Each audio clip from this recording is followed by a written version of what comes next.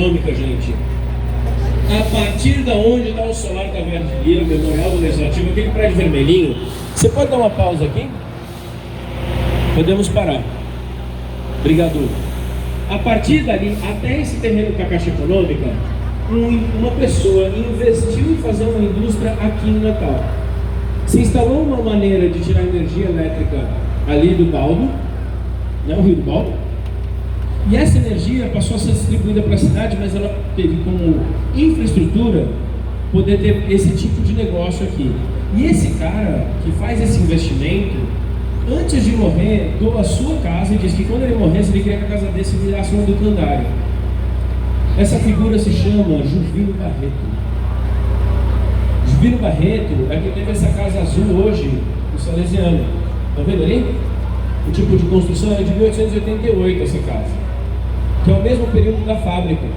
Você tem ideia do que é um potiguar ter grana suficiente para não só ter essa casa, como toda essa vila que é a região, e ainda bancar uma história como essa, e ao final entender que ele quer que a casa dele seja um educandário? Vocês têm ideia do que é pensar em legado e tem que lembrar, por exemplo, de Juvino?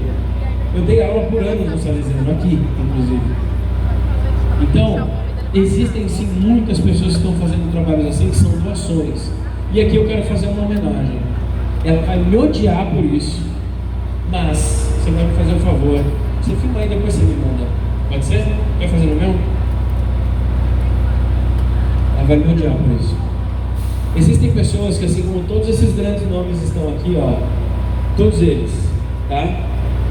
Existem pessoas que pegam o seu carrinho de um lado da cidade e vêm até o instituto todos os dias trabalhar. Existem pessoas que fazem isso, mesmo doentes, mesmo com dor. E tem uma pessoa que eu vou, assim, abrir meu coração, que... Presidente Joventina Simões, obrigado por esse tempo, a liderança do Instituto Escola. Ela tem feito um trabalho aí que, sabe o que é? Não é que você põe dinheiro no bolso, gente. Esse combustível de ir e vir, ela está aqui trabalhando todo dia, ela não está ganhando R$1. E é uma pessoa de, sabe, às vezes muito pulso. Não vou dizer que ela nunca não me puxou a orelha, ela me puxou a orelha direto, mas não é fácil fazer esse trabalho, que é um trabalho de dedicação, entende? Estou aqui na minha frente, os meninos do O Que É Que Tem em Natal, que partiu de uma turma que faz trabalho ali, que está Matheus, que cuida não só desse Instagram, mas é quem está à frente da Biblioteca, Arquivo e Museu, que está ali com o Dudu. Eles estão lá trabalhando todos os dias, e na grande maioria das vezes de graça. Está Kate perdida aí, que está lá na biblioteca, ganhando uma ajuda. Tá aí, desculpa, não te vi. Está aqui a galera do Instituto, que ó, não estou vendo o Franklin ainda, está Renan segundo lá, ó, que agora é o nosso secretário. Tem gente indo trabalhar de graça para que isso aqui se mantenha. Estou me incluindo, tá? Mas esses caras que estão lá todo dia, eu vou lá. Então, a gente tem muita gente a agradecer. E uma das coisas importantes é que vocês visitem lá o Instituto. Porque até agora, eu falei de 2 fundadores do Instituto. O Tavares de Lira e aqui o Manuel Dantas. Eu poderia falar mais uma lista de todos eles, que são grandes nomes da época. Mas de onde o Instituto surgiu? De uma vontade de criar essa identidade que a gente chama de brasileira. Quem é que vai defender, por exemplo, a identidade desse lugar que a gente chama Rio Grande do Norte? E a gente tinha um problema. Aquele território, quase nada de território, tá? De Grossos para frente, sabe? Que pega só Mossoró, Açu, quase toda, uma coisa pouca. Era uma área que o Ceará estava dizendo que era dele. E essa questão fez uma força entre esses caras, que precisaram defender que não, isso é do Rio Grande do Norte. Essa vontade de você dizer o que somos nós, é para buscar lá. Ai, mas o arquivo você não pode olhar, nem eu posso. Eu fui pedir foto agora, foi com muita antecedência, e com Kate no relho comigo, eu não podia nem mexer. Vocês, quem me acompanha sabe, de vez em quando elas estão tapando na minha mão, porque eu vou lá brincar que ela está mexendo com algum jornal antigo. Então, é muito importante essa visita de vocês até um lugar como esse. E sim, pesquisadores, Precisamos fazer um site para dar acesso a todos vocês, tá? Precisamos. E se eu conseguir esse trabalho esse ano, vai ser lindo. Eu estou com essa incumbência. Vai fazer um site, parece simples. Um site que você acessa documentos. Parece simples, né? Mas não com mais de 50 mil livros. Não mais com páginas e páginas de português arcaico, que uma ferramenta automática não lê, não percebe a palavra. Então, tem muito trabalho a ser feito. Se você quiser ser voluntário lá, a gente está aceitando, tá bom? Fica bem. Eu posso continuar com o trio? Vê alguém pro caminho, tá? O que vai acabar acontecendo daqui em diante? Esse lugar que vocês estão pisando sempre foi sólido, mas essa parte que está a Praça Augusto Severo era um braço do Rio Potengi que, quando chovia, alagava muito. Essa área em que nós temos, por exemplo, a nossa central ferroviária, o mar invadia. E para que isso aqui fosse mantido, se fecha o Potengi ali e se precisa fechar esse terreno que a gente está chegando agora. Então, vamos só passar por essa fase um pouquinho mais tensa. A gente vai sempre continuar pelo lado direito, tá bom, pessoal? A turma dos escoteiros que atravessou pode voltar aí pelas faixas.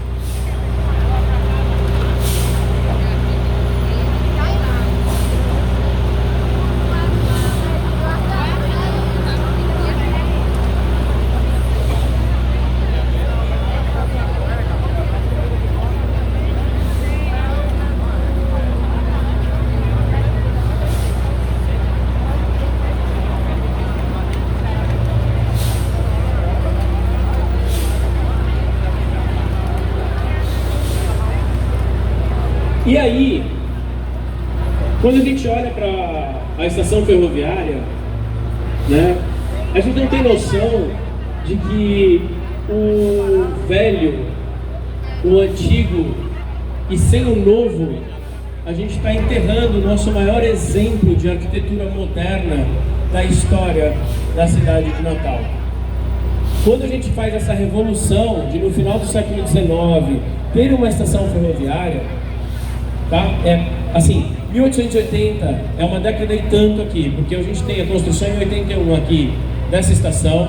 A gente tem uma seca avassaladora em todo o Nordeste, que é a seca de 1877, que é avassaladora, pessoas morrem na rua. E ligar uma cidade à outra com a velocidade do trem era uma revolução necessária, porque precisava escoar a mercadoria do interior para cá. Então, para que a gente atravessasse o rio, era necessário uma ponte. A nossa ponte de ferro, que é nossa, né? A gente comprou a tecnologia dos ingleses. E que a gente chegou a vendê-la e ficou tão ruim de tirar o ferro dali, que não valia mais a pena, que ela ainda está lá, apodrecendo. E ela é o nosso maior exemplo de modernidade. Por que a gente está deixando ela se acabar ali? Por que a gente não está olhando para ela e pensando, cara, quanta coisa dá para fazer nesse espaço? Ou, como que a gente pode preservar? Uma das ideias que a gente começa no início do século XX é essa de uma educação que pudesse chegar às pessoas. E esse lugar em que nós estamos recebeu esses flagelados da seca. O que acontecia? Você morava no interior, não tinha o que comer porque a água acabou, e aí você começa a sair do lugar em que você mora e procurar trabalho em algum lugar, alguma coisa para fazer. É sobrevivência. E o que acontece? No início do 20, por conta dessa situação da seca, várias reformas vão acontecer na capital para utilizar essa mão de obra. Uma delas foi aterrar esse lugar. A outra foi, por exemplo, construir um teatro. Por quê? E aí eu vou começar uma reflexão com vocês. Quando a cidade cresceu o suficiente, não dava mais para ter grupos teatrais apenas que se apresentavam na sala das pessoas. Então você necessitava de um palco para mais pessoas. O palco que se tem notícia era ali perto da Igreja do Rosário, um barracão. Não tinha um lugar chique para a alta sociedade ir. E aí a gente teve a necessidade no início do século passado de construir o Teatro Alberto Maranhão. Assim como recente, a gente teve a necessidade de construir um teatro Riachuelo porque a cidade precisava de um espaço para receber esse tanto de pessoas. E aí, mais para frente, a gente precisava de espaços ainda maiores. Eu lembro claramente discutindo com um amigo meu que tocava numa banda, acho como é que é o nome da menina? Cantora evangélica. E ele dizia, você não viu o que é um show do Diante do Trono, não cabe aqui em Natal não. Era assim, não tinha espaço. Aí a gente fez o quê? Nós fizemos a arena, para que coubesse, para que essas pessoas coubessem. Aqui onde a gente está andando, quando é aterrado, ainda não tem a nossa antiga rodoviária, tá certo? Mas começa um lugar muito legal. Atrás da rodoviária velha, que ainda dá para chamar ela assim, mas é o Museu de Cultura Popular, nós temos um prédio, que agora eu acho que está uma oficina, que era o Cine Politeama, em que se vendia um sorvete feito naquelas bandejas de alumínio que tem em casa de vó, que você abre assim, e esse sorvetinho chamava Poli. Quem já esteve no interior e disseram, eu vou ali tomar um Poli, é por causa do Cine Politeama. Eis aí. E eu não vou estragar uma boa história com a verdade, tá certo? Se me perguntar onde você leu isso, não vou te emprestar o livro, tá bom? Aqui na esquina, esse prédio amarelo que a gente está passando, a gente está falando Tavares de Lira, a gente falou de Cascudo, a gente falou de Manuel Dantas. Agora tem uma outra pessoa que é muito entusiasta de trazer a educação para as pessoas, que é Henrique Castriciano e seus irmãos, tá? Mas Henrique, ele é notório no assunto. Então, depois de uma viagem à França, à Europa na verdade, ele entende que precisava de uma estrutura de educação para as mulheres em Natal. E aí ele funda a escola doméstica aqui, ó, nesse prédio em que a gente está bem na frente. Eles constroem esse prédio em 1914 para abrigar com professoras contratadas para educar as mulheres. Gente, aí outra paradinha para a gente pensar. Será que cuidar de menino, ter uma casa limpa, planejar o jantar, saber cozinhar, são coisas só de mulher? A gente vai parar aqui, tá? Você vai ter que dar a volta, né? Beleza. Ele vai dar a volta e me encontra ali, não tem problema. Eu caminho com vocês. Mas eu preciso falar desse prédio aqui para a gente continuar de lá. São coisas que todas as pessoas têm que saber. Mas hoje a gente começa a pensar que isso é uma coisa para homens também. À época, essa separação de homem e mulher era muito definida. Então é a mulher que tem que saber ser do lar. É entender que houve um tempo que foi assim, hoje já não é mais desse jeito. E que, por exemplo, o nome escola doméstica é ótimo. Podia ter escola doméstica para homens, né? Na verdade, todas as crianças. É ruim você saber se cuidar de uma criança, saber o que é higiene e ajudar tanto. Esse cara, ele pensou o início de um projeto que depois sai daqui e vai para onde está a ED, que agora virou um complexo que homenageia uma grande mulher que a gente teve na educação, certo? E que também criou uma escola para meninos que leva o nome desse grande patrono que é o Henrique Castriciano. Sabe dessas pessoas que lia e que ia atrás e que defendeu a educação? Henrique é uma outra dessas que a gente tem que conversar bastante. Mas tem um que daí eu estou parado aqui. Já a Camila deve chegar para me dizer o que eu tenho que fazer, se eu só atravesso. Mas tem uma outra matéria que está na revista, que era o tema da caminhada se ela tivesse acontecido no ano passado, que é o turista aprendiz. Quem aqui já ouviu falar em Mário de Andrade? Dessas pessoas, quem soube que ele esteve em Natal? Tá vendo? Quando ele vem para cá, ele entra em contato com muitos lugares. Não é Cascudo que o traz, tá? É uma outra pessoa, é uma relação com outra pessoa que infelizmente sumiu aqui o nome. Eu me corrijo num vídeo para vocês, tá? Ó, a pessoa da caminhada, tô corrigindo aqui, vai sumir o meu nome. É outra pessoa, mas Cascudo o Ciceroninha, leva ele em lugares. E com muito carinho eu tô falando porque Se tem notícia de que Mário gostava de rapazes, tá? Não estou querendo fazer polêmica aqui. Estou trazendo um fato que é uma fofoquinha, beleza? Entendam assim. Só que quando você lê o livro, Cascudo o leva para uma cartomante. E se você lê ele sabendo que é um absurdo, você vai entender o texto. Porque ele diz assim, ela diz assim para ele: e essa mulherzinha veio me dizer que vão me casar com uma mulher muito bonita e rica. Mal sabe ela que isso é muito óbvio. E pouca gente pega esse trechinho. O livro, gente, chama O Turista Aprendiz. E ele vai encontrar, por exemplo, com a música de Chico Antônio, Embolando Coco, só com um ganzá. Esse cara musica Chico Antônio. Ele musica. Ele pega o que o Chico Antônio está cantando e coloca na pauta. Ele fazendo relato de como são as viagens, de como são os encontros, de quando ele foi no terreiro. Esse cara, esse livro ele não publicou, tá? São anotações pessoais de Mário, que foram publicadas depois que ele já faleceu. Esse cara olhou para Natal com uma paixão, a paixão da novidade. Sabe aquela parte boa do novo? Só que os modernistas foram aqueles que olharam, por exemplo, para essas coisas mais antigas e viram: isso aqui tem valor para a nossa identidade. Por isso que a gente queria homenagear esse livro no passado. E virou matéria na revista. Por quê? Porque é você conhecer Natal de uma maneira que normalmente quem mora aqui também não faz. Que é o que a gente está fazendo aqui agora. Cada um de vocês está sendo um turista na própria cidade. E foi isso que Mário escreveu lá e vivenciou quando esteve aqui no século passado. Ano passado completariam 100 anos dessa visita. Completaram, né? A gente não pôde fazer a caminhada e caiu por terra esse tema. Imaginem que uma pessoa que vem para cá e se apaixona. Só um minutinho.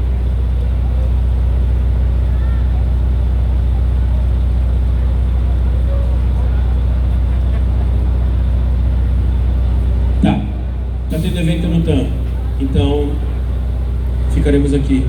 Pessoal que está na frente do teatro, que for da caminhada, por favor, volta para cá, tá? Venha-se embora, por aqui, ó. Depois da gente conversar sobre o que é ser um turista aprendiz, fica claro que tem alguns livros que são essenciais que estejam na escola. Se vocês tiverem essa oportunidade, professores, pensem nele, dá uma olhada. Tem uns livros do Mário de Andrade lá no Midway, por R$10, Macunaíma, inclusive, numa edição linda. A gente está perdendo um tempo de chegar nesses livros e pegar, por exemplo, um cara que se apaixona pela cidade e que consegue ter um olhar sempre pro novo. Por exemplo, quando começa a se pensar que a educação precisa ser mais científica, que a gente faz a nossa antiga escola de Direito, o Grupo Escolar Augusto Severo ali, que está sendo restaurado, que é a coisa mais linda do mundo, para mim, o prédio mais bonito do Centro Histórico. Ai, professor, você não acha do Instituto Histórico? Não, eu acho esse. Gosto. Eu olho para ele e falo: nossa, morava aí. Lindo. Esse prédio, ele já é também uma outra revolução, porque o que funcionou aí, além da escola de Direito, foi a estrutura de grupo escolar. Alguém, filho de grupo escolar aqui, que estudou grupo escolar? Tem? Tem uns perdidos aí já, né? A idade entrega também, né? E depois, a gente tem aquele grande exemplo, que é a influência francesa que fica no nosso coração. Que a gente olha para a França e diz assim: ah, a França é linda. Isso está incrustado no Teatro Alberto Maranhão.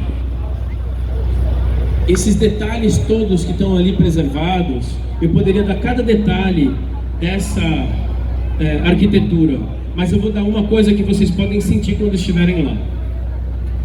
Quando vocês forem ao Teatro Alberto Maranhão, e por favor venham, vocês verão, olha só, quem veio me vê. Amém.